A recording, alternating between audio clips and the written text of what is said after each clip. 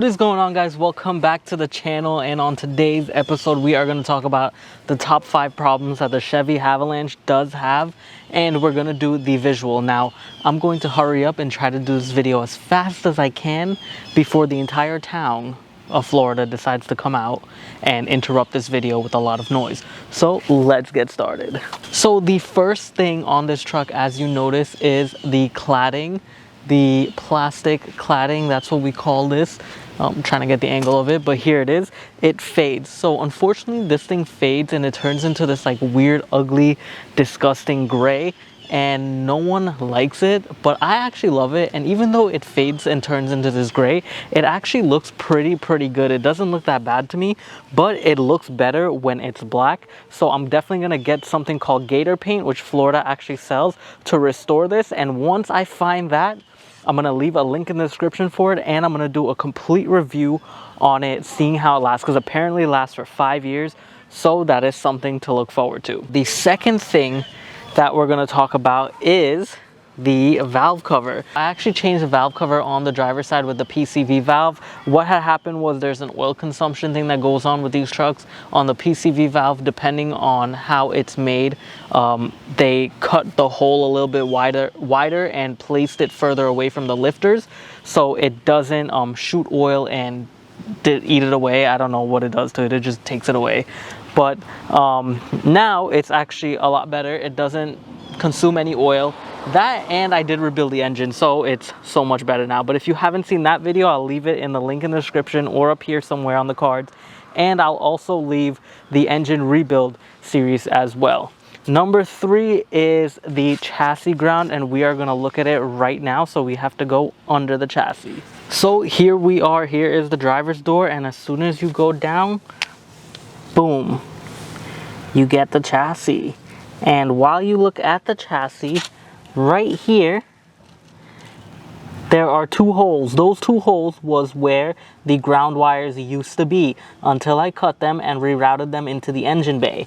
Now Chevy, I don't know why you would do that, but I rerouted them into my engine bay right here and re-grounded it. Chevy, you've done a lot of stuff on this Avalanche to make it an almost perfect truck. I had to tweak it a little bit to make it even more perfect than it is right now.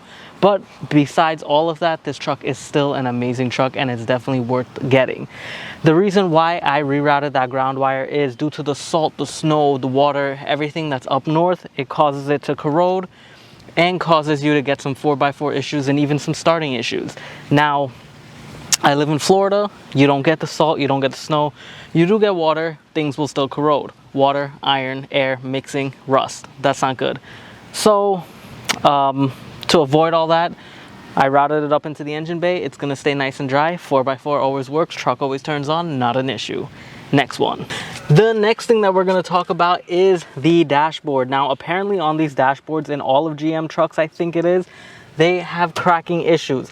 Mine, I was told that it has a crack on it. Never seen the crack anywhere, so I don't know if there is one, or I don't know if my eyes are just missing it. But apparently they do crack, and especially being here in the Florida sun, where the sun is pretty harsh, you may need to protect it. So I usually put a visor on my windshield to avoid that issue. Moving on to number 5. With number 5, we are going to talk about the tailgate. When I first bought this truck, there was no handle on this. Handle was actually broken. Apparently they're made of plastic, and it's super cheap, so I don't know why they continue making this thing out of plastic. But I ended up buying it, replacing it, and if you have not seen that video, it'll be linked up here or in the description below. But that's something you're going to have to work with on a Chevy Avalanche. And I'm not sure if the other Chevy trucks are the same way, but that's how it is. Now I'm gonna tell you this as it is. Chevy, you guys did an amazing job making this truck. It's not perfect, nothing is perfect in this world, but this is so close to perfect. It's about 95% perfect. The other 5% is the little stuff that I just mentioned, but now that I repaired them and fixed them myself, they are 100% perfect. This truck will definitely last forever.